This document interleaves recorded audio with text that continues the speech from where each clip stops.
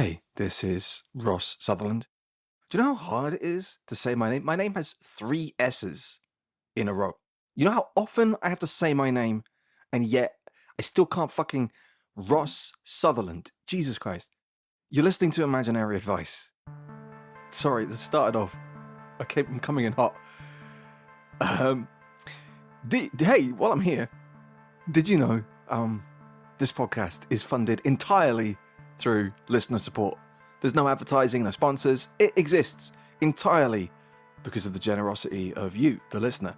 And I am so incredibly grateful for that. Making Imaginary Advice, I think it's fair to say, has changed my life.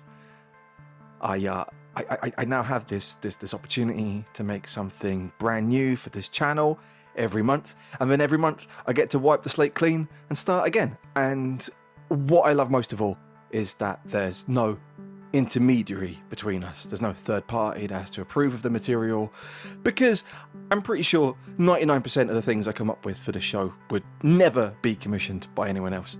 So if I want to, say for example, make a pastiche of a choose-your-own-adventure novel where every choice sends you down exactly the same route, or a mini-series where every episode secretly contains a puzzle that unlocks a whole other podcast hidden elsewhere on the internet, or a novelization of Rumble in the Bronx, no one can stop me until it's too late. And I hope, at least, that that's also the reason that you listen to the show. I hope it is. But here's the thing. I hate people who say "here's the thing" as a joining piece. It's such lazy hack writing. But here's the thing. If you want Imaginary Advice to keep going, I need your help, because making this thing is a full-time job for me. It's more than a full-time job, frankly. And so I'm still asking for listeners to consider joining my Patreon. In the last year, I've really stepped up what Patreon supporters get in return for their support of the show. So now there's this whole bonus podcast produced once a month called Imaginary Reprise. I used to call it a making of podcast, but I actually think that's not really accurate. It's more like a hangout show, actually, where I get to talk with a special guest artist. I use an old episode of Imaginary Advice as a starting point for the conversation, so that usually throws up some of the themes to start us off, but basically it's just a chance for me to talk with other artists on mic. The next episode of Imaginary Reprise will be coming out on July 15th, and that's with non-fiction filmmaker Charlie Shackleton. Charlie made the feature-length essay films Beyond Clueless and Fear Itself, as well as an incredible run of short films, many award-winning. Charlie also worked with me on the film adaptation of my theatre piece, Stand By for Take Backup, and we also worked together on Missing Episode, the programme that we made for BBC Two. I just recorded that chat with Charlie yesterday, and it was, as I have trailed it to be, a great hangout. If you'd like to hear that episode and the whole back catalogue of Imaginary Reprise, and check out the other perks too, go to patreon.com/Ross G. Sutherland. Alternatively, if a monthly payment doesn't sound like something you'd be up for, but you would be up for giving a one-off donation to the show, you can do that by going to buymeacoffee.com/Imaginary Advice. Like I said, your support helps me keep going. Right. I hope you enjoy this month's episode. So let's get into it right now, right after this informative content warning. Trigger warning. This episode includes references to ultranationalism, misogyny, also British politics.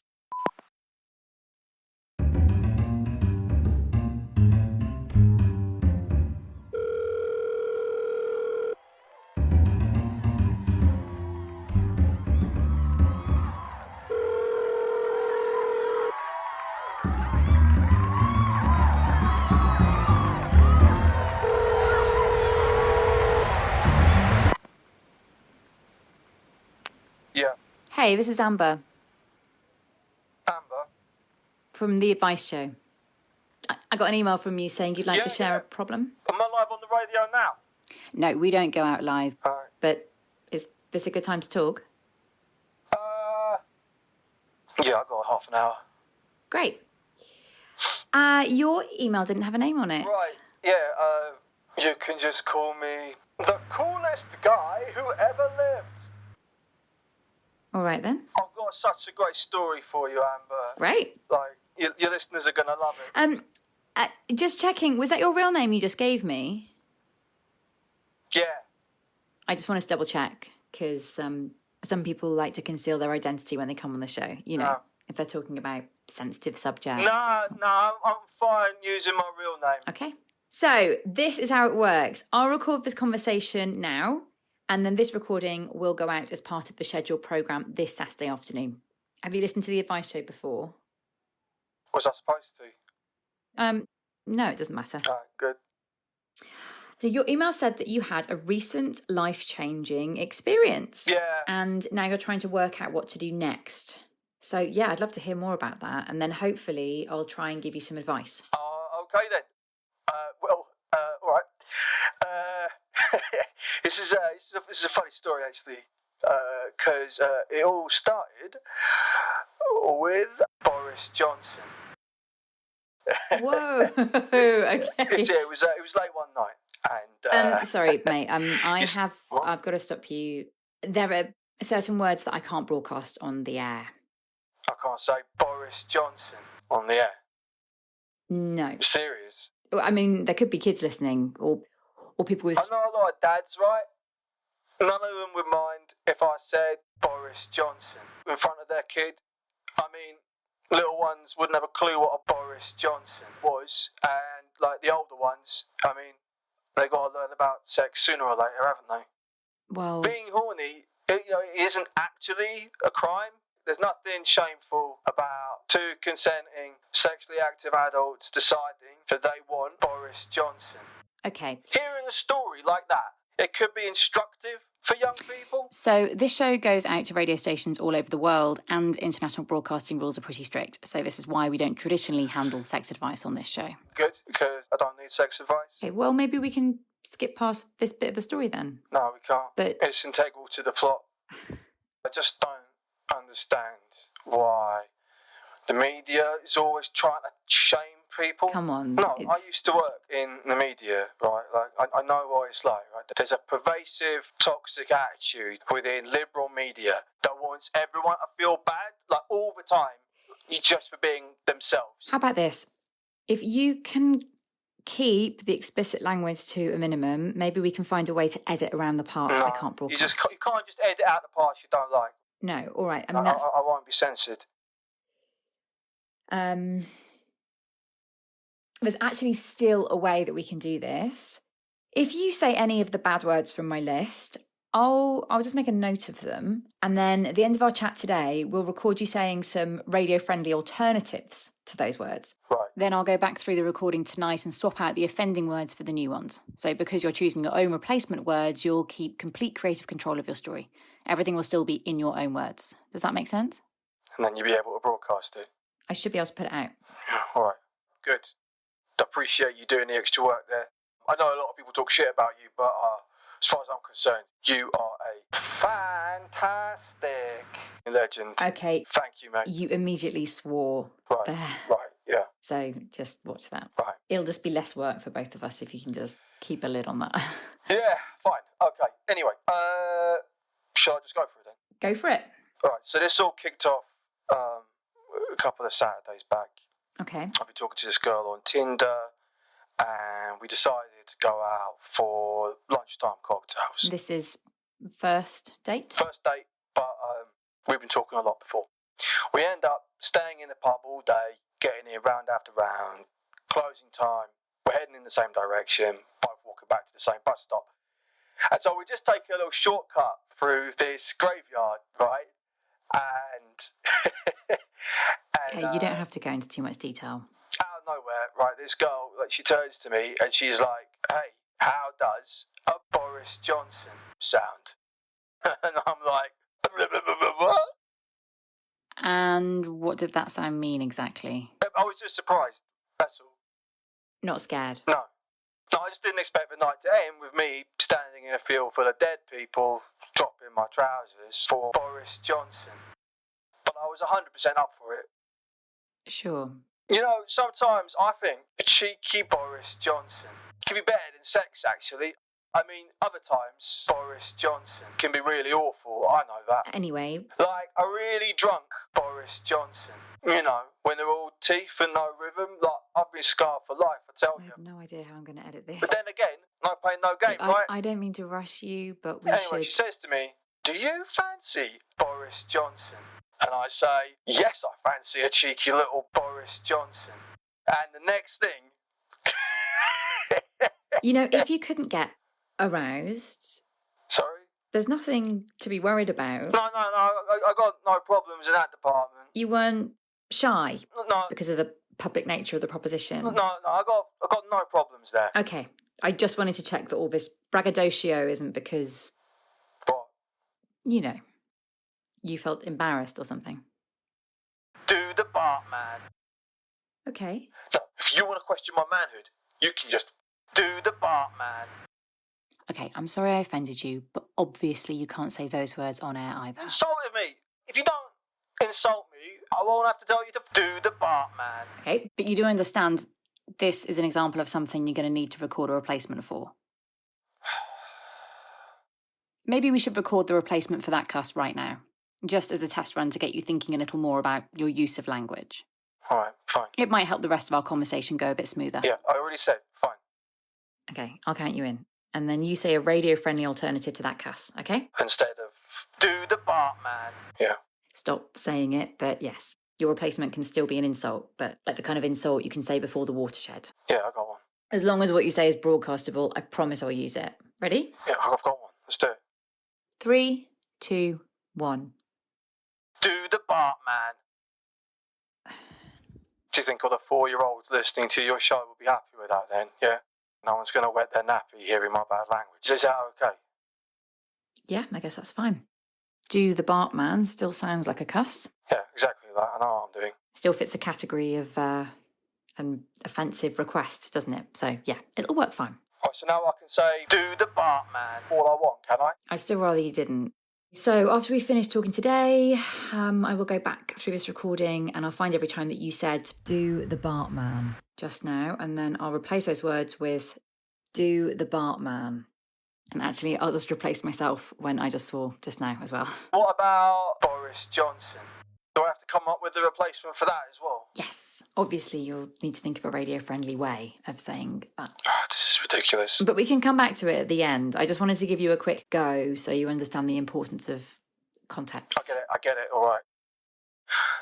Like, no offence, but all this policing of language stuff, it makes you sound like a total... You! No offence taken. So can I finally tell my story now? Go for it. So I'm in this graveyard, right? Okay, we're listening to this bit again. I'm in the graveyard, right? And the conversation has turned to Boris Johnson. And I just can't believe that the one thing I regret would suggest something like that to me. But, like, it's actually kind of inspiring. Is that her real name you were using there? What you mean, the one thing I regret? Yeah, that's the real name. Because you definitely want to consider giving her a fake name. Actually, like, I think I definitely want to use her real name. So things didn't work out between you then? Put it this way, right? I don't have any regrets about the one thing I regret. Like, whatever happened, happened, as far as I'm concerned, and that's just the way it is. Regardless, I'm going to have to insist on you changing her name, Oh, actually. fine then. Right, it's added to your fantastic list then. Fine. Anyway. But I am actually feeling pretty uncomfortable about this story now. Anyway. Next thing I know, we're into it. But then, I start to worry that, maybe it's disrespectful to run into a graveyard and pull your pants down and launch into Boris Johnson. Yeah. Yeah, because it's hallowed ground and all that.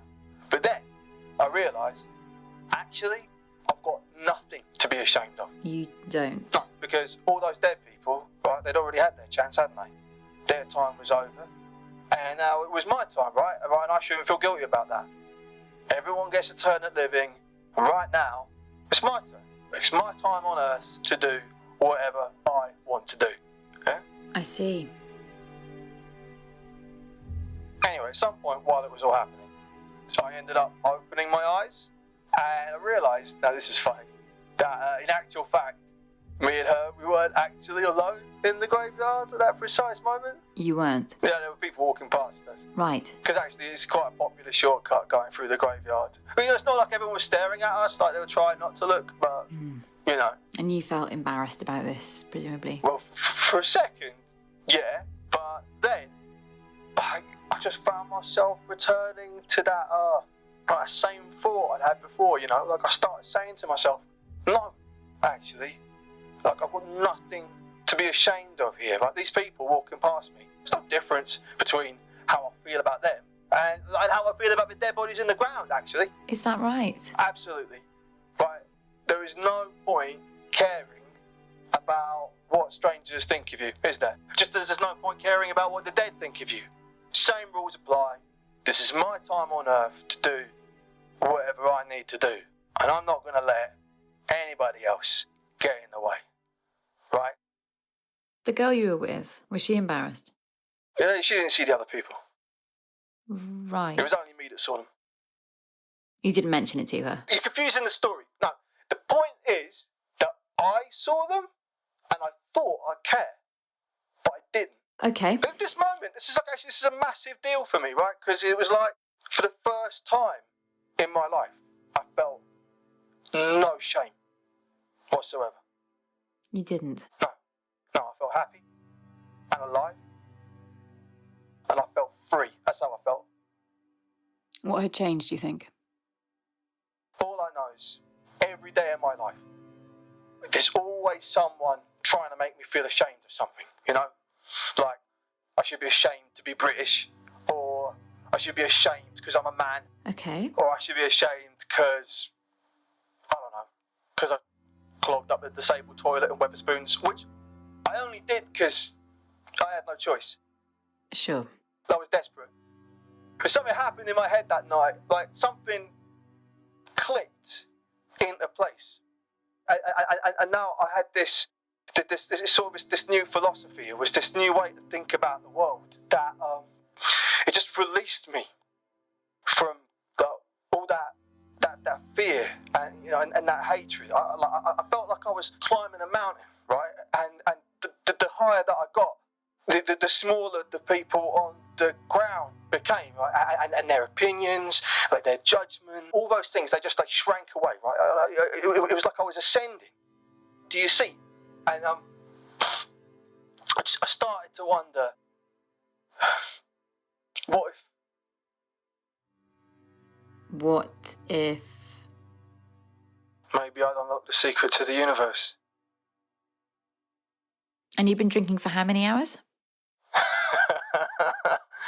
Mate, I've put away more than I reckon you could in a month. Like, seriously. Right. But I still knew exactly what I was doing, though. I felt calm, like I was properly calm for the first time in my life. Right. So anyway, as we're leaving the graveyard, I put my arm around the one thing I regret, and I say, listen, I'm getting this second wind, so rather than go home, how's about we go back into town and go dancing? Because I see it on my phone, and my old boss had posted a photo of him in this club. So I say to the one thing I regret, well, how about it? Like, night is young, and I just got this good feeling, I just think we could do anything tonight if we put our minds to it. So in the end, we jump in a taxi to go and see my old boss. Old boss, not your current boss. Definitely not current boss. Definitely not. No? No, not since he ruined my fantastic life. I only wanted to see him to kick his fantastic head in. What happened between you two? Dad always hated me. Never gave me a reason though. Then, one day, he refused to renew my contract. Apparently it was budget cuts, but he never had the confidence to tell me himself. Right. I call him Dad because that's what he'll always be to me, right? As far as I'm concerned, have sexual intercourse with that backstabbing Dad. How recently did this drama between you happen? Long enough ago for me to have used up all my savings, put it that way. Right. But I'll be honest, Dad paid me so little, I barely had any savings in the first place. What job did you used to do for this guy? I was camera operator on a popular British baking programme. Oh, You probably know it. sorry, that took me by surprise a bit. It's a good show, isn't it? Anyway, we get to the club, right? It's absolutely packed. I get the girl to post up just inside the entrance, just in case he tries to slip past me. Then I get on the prowl and I check all the different dance floors. He's a tall guy, so eventually I know I'm going to find him. And what do you plan to do with him? Well, oh man. You see, this is when I got to put my new philosophy into practice, you could say. I got to see just how fearless I've become. If you did something illegal... Oh, you better strap in, mate, because Shamu, the whale, is about to get wild. So, I finally see him on the dance floor, right? Dancing with a few friends. Stupid, fantastic, beard, flashy suit, looking like a massive external hard drive. But, he thinks he looks the dog's confidence. You know the type. I get right up behind him, yeah, and then, before anyone can see me, I pull out my King James Bible, and I cover him in my timeless wisdom. Oh no. Oh yes. Right, I keep going, right, as he turns, so, now, his entire suit is covered in my timeless wisdom. The fabric goes all shiny, so now he looks like he should be in Night at the Roxbury. Do you remember that one? What is love? Anyway, I look up to see Vlad the Impaler as this disgusted look on his face.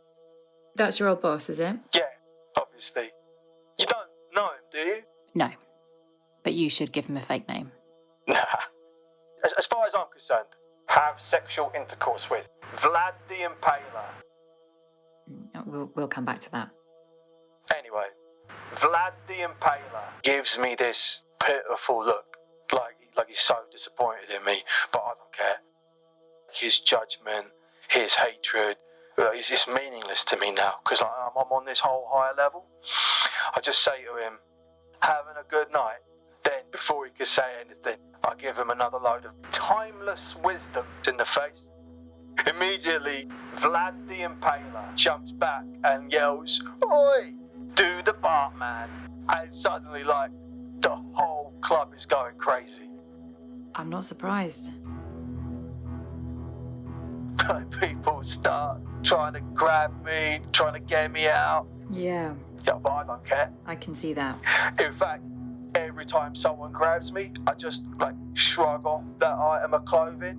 Like jacket, shirt, one guy grabs me by my belt, so I just relax my body and fall forward out of my jeans. No one can hold me, you see, pants, they just rip off, so now I'm stark confidence, naked, and people just can't handle it. Naturally. I'm breaking their brains, I'm supposed to feel ashamed, but I don't. I'm calm, I feel free. Everyone in the club can laugh and, point all they want, make vomiting sounds, whatever. All their negative energy just bounces off me. It's like Boris Johnson all over again. All their shame, it didn't affect me. Because I just didn't care about that Shamu, the whale, anymore. You're sure? Absolutely.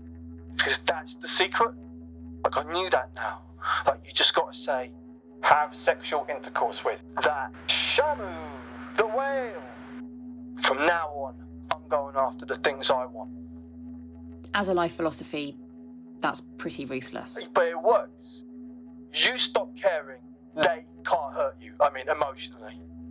However, though, like, it does also turn out that people have mixed feelings about grabbing a naked guy. So actually, my lack of shame kind of protected me physically as well. Right. It actually made it a lot easier for me to fight my way back to him. Fight your way back to... Vlad the Impaler. Right. I mean, obviously, I wasn't done with him yet. You didn't think that guy had maybe been through enough? I told you what, Vlad the Impaler. You didn't I? You told me, but you couldn't forgive him for that. I couldn't forgive him. I can't believe you'd say that. You'd have to be such a you to say that. I mean, if you say so. Anyway, even though a couple of guys got a hold of me, I still managed to get back to him and grab him by the throat, right? All right. I just wanted him to look me in the eye, you know, so he could see that I wasn't ashamed. Ashamed of being naked? Not being naked, like of losing my job. Like, I wanted him to see that he hadn't hurt me, right? Like, he tried to have sexual intercourse with me, but it hadn't worked. Because, like, I was the happiest I'd ever been in my life. Now, it turns out, until that moment, like, he had no idea who I even was. It was dark in there, you know. But I guess maybe, like, the disco lights hit my face for a second, because he suddenly goes, "Hang on, is that the coolest guy who ever lived?" I said, "Yeah, it is." "Surprise, Dad. I always knew you were a timeless wisdom artist, but Thomas the Tank Engine, I didn't know how much you stank." Did you get it? I sort of get it. So I tell him, "Listen, Dad, I know that you used to strong, independent woman about me behind my back. Well, I'm here to tell you, you're Shamu, the whale. Everyone thinks you're Shamu, the whale. Even Paul Hollywood thinks it, and you kiss his external hard drive like it was buttered. Now do the Bartman back to Hampstead confidence, ref, before I drag you there by your microscopic King James Bible. Oh, and if I ever see your fantastic face again, I'm going to wipe my external hard drive with it. All right." He looked so scared. It was like he could barely process what I was saying to him. Understandable. So anyway, he pulls himself out of my chokehold and he goes, "Have you lost your fantastic mind? What's wrong with you?" Calm as anything, I pick my clothes up off the floor and I turn and say, "I'm having the best night of my life, mate. That's what's wrong with me." And I bounce out the fire exit, got dressed in the alley, walked home. I lost my wallet and my phone in the club, but it didn't even matter, like, didn't care. I walked home like I was walking on clouds. Oh, I lost my shoes as well, but it didn't matter, because I was like buzzing all the way home. I still haven't come down, like, seriously. Like, still feel amazing today, seriously. Okay. Well, there's a lot to unpack here. Exactly, like, that's what it's like. I feel like a wild animal released from captivity. Like, ever since that night, it's like something has unlocked in my brain.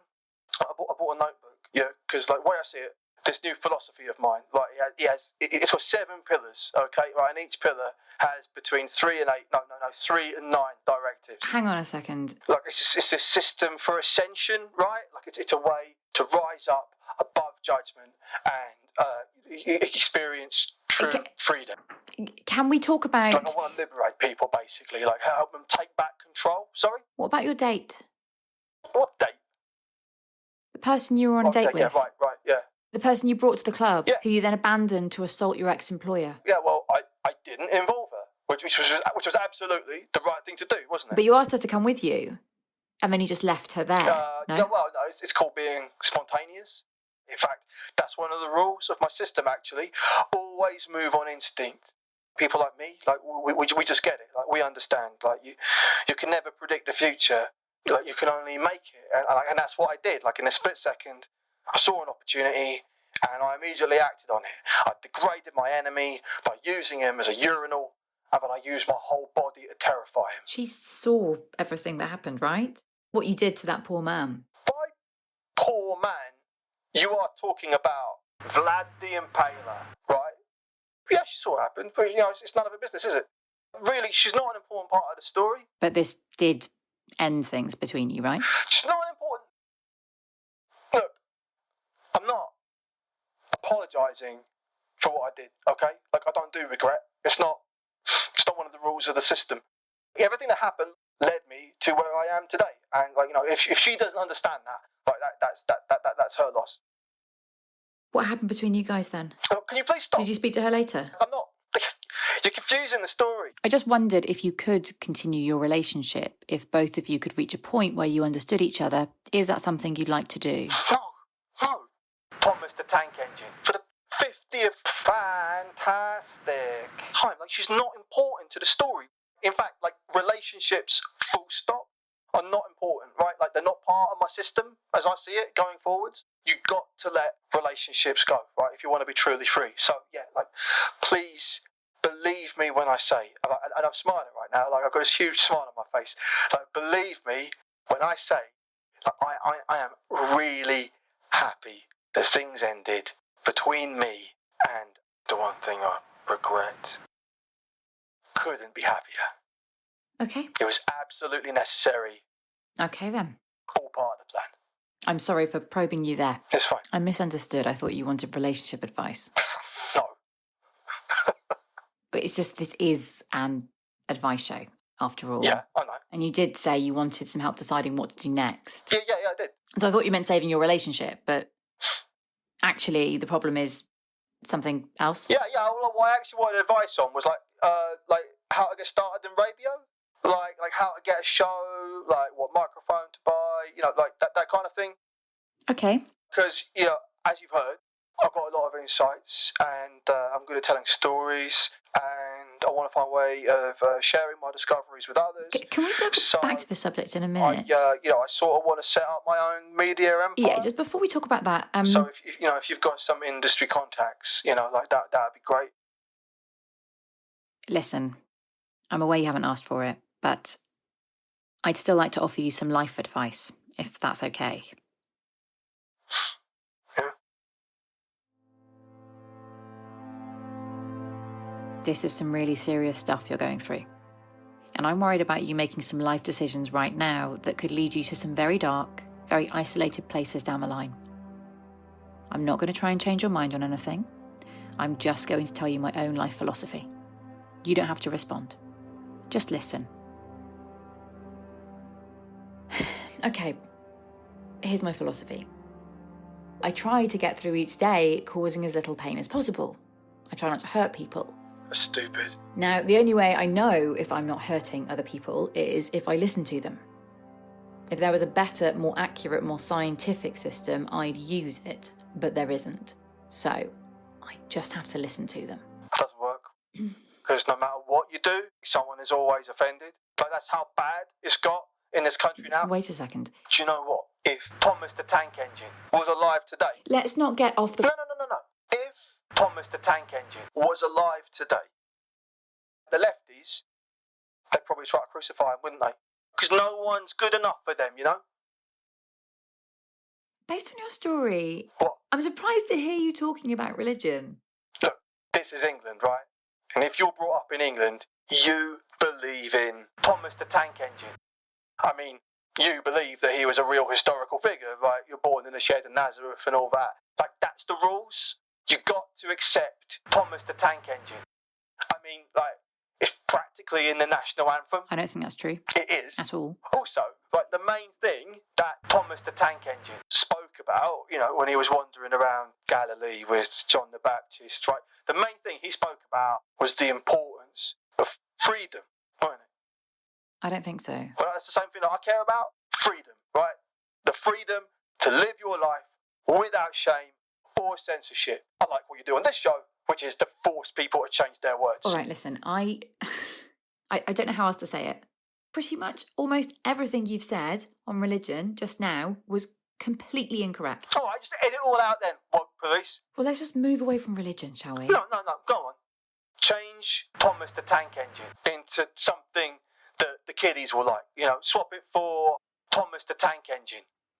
I'm not going to do that. No, do it. This is what the liberal media wants anyway. Go on, cancel Thomas the Tank Engine.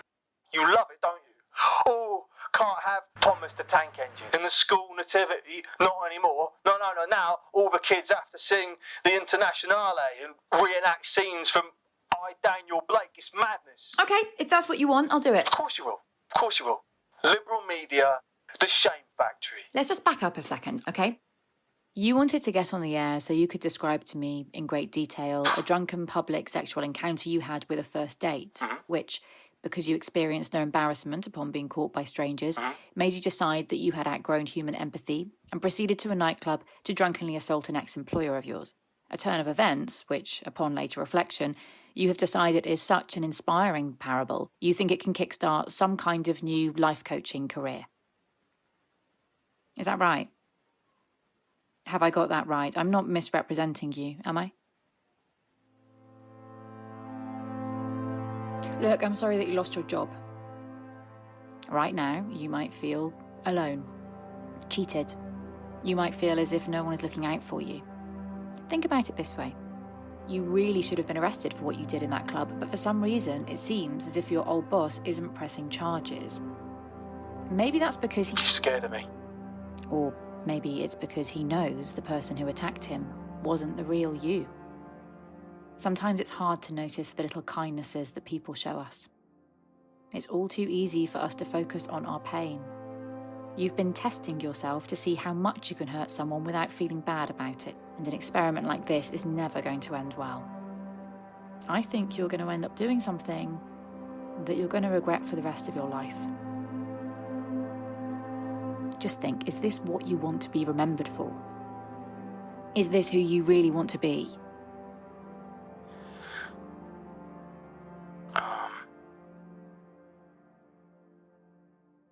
Actually, I think I would like to use a fake name after all. Oh, yeah? Yeah, is that okay? Of course. I just don't want to use my real name anymore. You want to switch it out for a fake name? Yeah. Have you got one? Yeah. Okay. 3, 2, 1. The coolest guy who ever lived. You got that, okay? Yeah, I got it. Great, good job. Actually, while you were doing all that virtue signalling just now, I came up with some other replacement words, for the things you won't let me say. So, can we record them all now? Fine. So you said I wasn't allowed to use the name of my old boss, right? So let's change his name to Vlad the Impaler. All right. That's good, right? Bet you regret defending him now.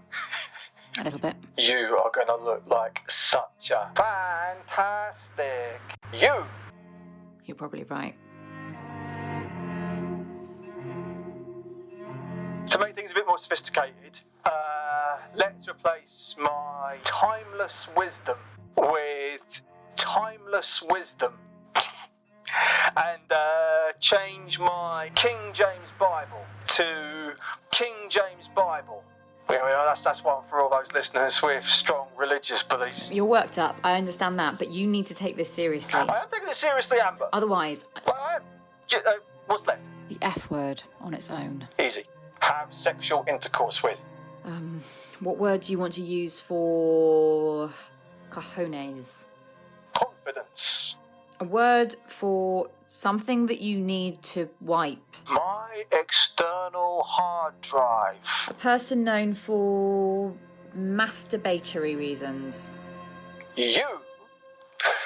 Okay, but that won't... It's perfect. Move on.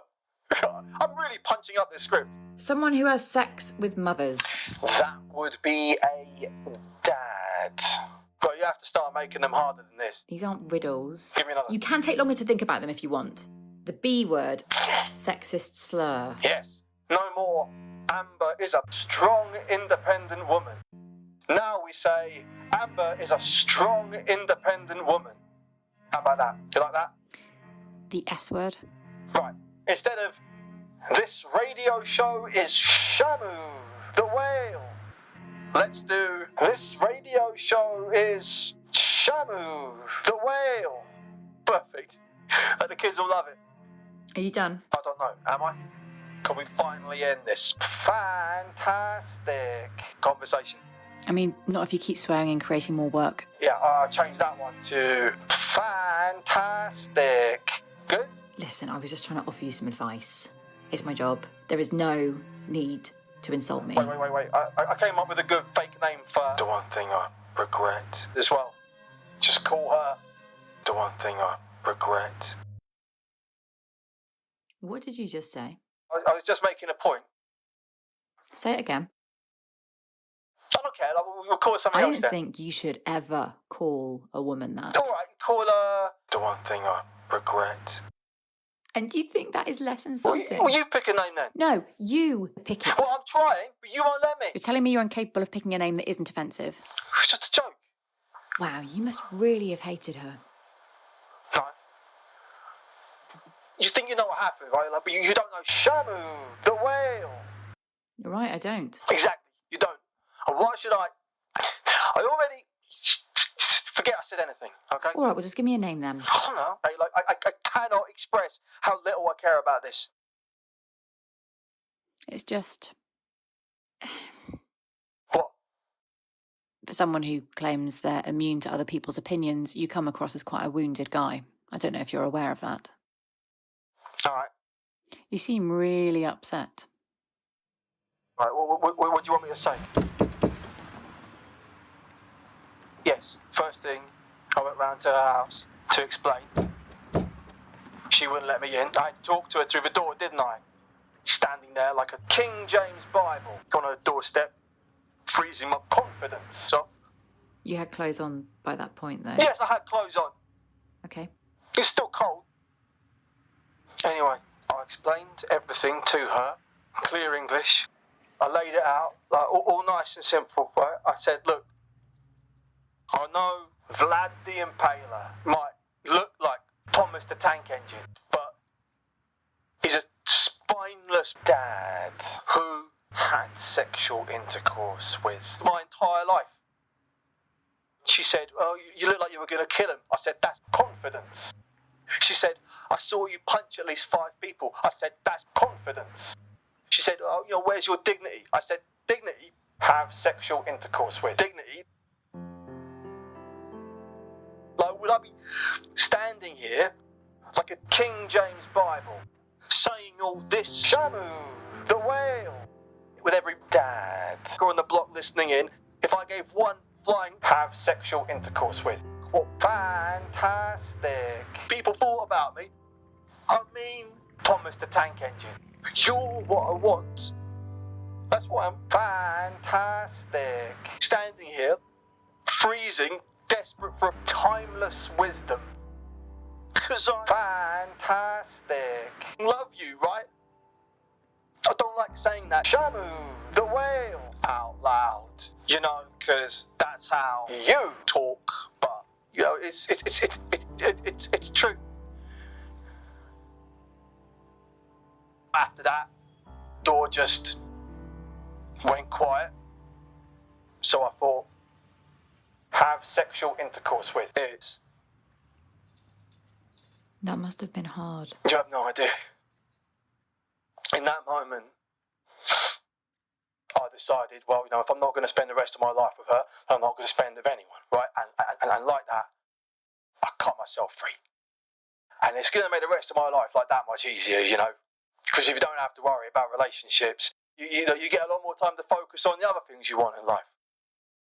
Back when you guys were talking online, you were thinking about spending the rest of your life with her. Yeah, but, I've updated the system now, right? So now all the money that I was going to spend on her, I'm going to put in a crypto. But why spend Can we move on now? the last 20 minutes I said move on. pretending right? that she wasn't important to you? Oh, well, she isn't now, right? She isn't important anymore because I've rewritten the story, haven't I? Like, you of all people should be able to understand that. But you can't write her out entirely, can you? You got to understand, like, this new attitude to life, right? It's already given me so much, Like, if I want to go into a shop and steal a Yoda Funko, just do it, right? If I want to drink cherry brandy for breakfast, or like break into a school, I could just do it. I feel like a superhero, But rather than like fly or or super strength, I've just got this just got this ability not to care about what people think of me.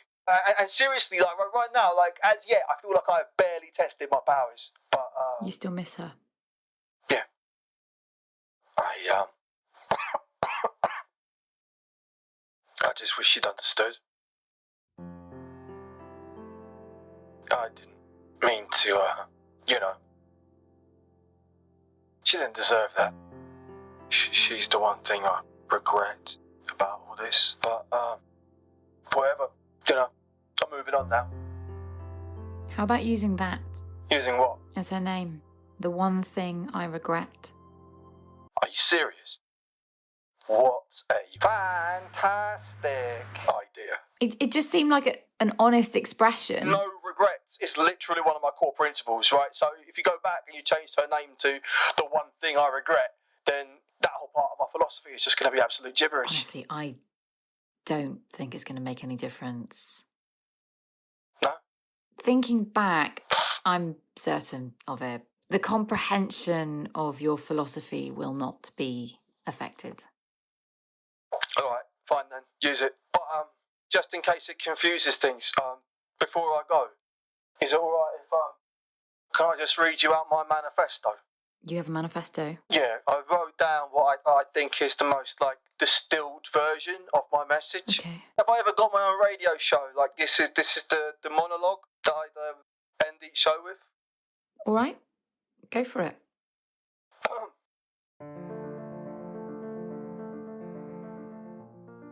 Life is like getting Boris Johnson in a graveyard. It's a once-in-a-lifetime opportunity and you've got to take it. You might feel as if Thomas the Tank Engine is looking down on you. Or maybe you've got an actual dad peeping on you from the bushes. Doesn't matter. You have to have sexual intercourse with everyone and get that Boris Johnson. You've got to live your life like your external hard drive is on fire. You've got to put yourself before the you, because otherwise some cocky you will put you in a coffin. And then it will be some other horrible dad having Boris Johnson in that graveyard whilst you lie there 6 feet in the fantastic ground wondering what the hell happened. Thank you. Okay. Thank you. That seems like a good place to end. I want to call my radio show Taking Back Control. Like the Brexit slogan. Yeah, I sort of feel like what I want to do for mental health, what Boris Johnson did for Britain. We're talking about the same Boris Johnson here, aren't we? Yeah, all right. I could have guessed you were one of those. In actual fact, Boris Johnson was exactly what this country needed. Was he? This country was going down the toilet, but then we stood up off that toilet, we turned around, and we gave ourselves Boris Johnson. People didn't think that we could do it. Okay. The other countries don't, they underestimated just how resourceful we can be. Anyway. And now the whole world sees, right, no, we don't need anyone else, right? We can look after ourselves. Right. Well, I hope that our conversation today ends up helping in some way. Thanks so much for your time. What about the tips for starting my own show? Right. Come on, the whole reason that I wanted to come on in the first place. Okay. Right? Okay, so my advice would be, for starters, when this show goes out on Saturday, listen back to it. Hear what your voice sounds like on the air. Think about how you come across, because you can learn a lot about yourself by doing that. Wow. What patronising advice, right? Yeah, I could really see why you're paid the big bucks. Nice meeting you, mate. Yeah, cheers. Say hi to the rest of your cultural Marxist media chums, will you? Right? Tell them I'm coming for their jobs, yeah? Will do. All right, bye-bye then. And, oh, yeah, I never gave you a replacement for Boris Johnson, did I? No, you did. Did I? Yeah, it was perfect, actually. Oh, cool. All right, well, you're welcome.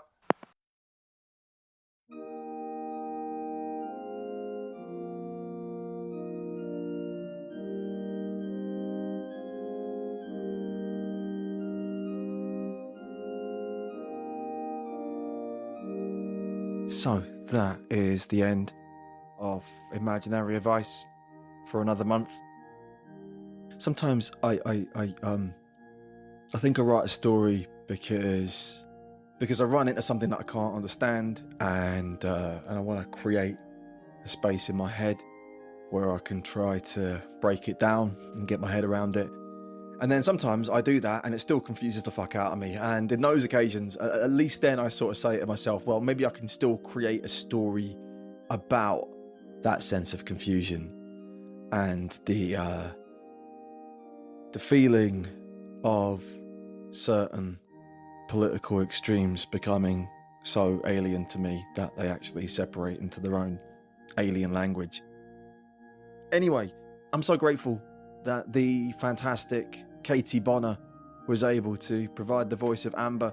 Katie and I used to both be residents at the same cabaret night at Bethnal Green Working Men's Club in London. So I've long been a fan of Katie's work. She's a fantastic actor and writer too. For more of Katie's work, check out her website, katiebonna.org. That's KATIEBONNA.org. So this episode here that you've just listened to, and every single piece of new writing that appears on this podcast, all of that writing is exclusively funded through listener donations. If you'd like to help this show continue, please consider pledging a little monthly donation towards my running costs. If you want to know more, go to patreon.com, patreon.com/Ross G. Sutherland. Thanks so much for listening. This has been Imaginary Advice. My name is Ross Sutherland. Time now for me to stop talking.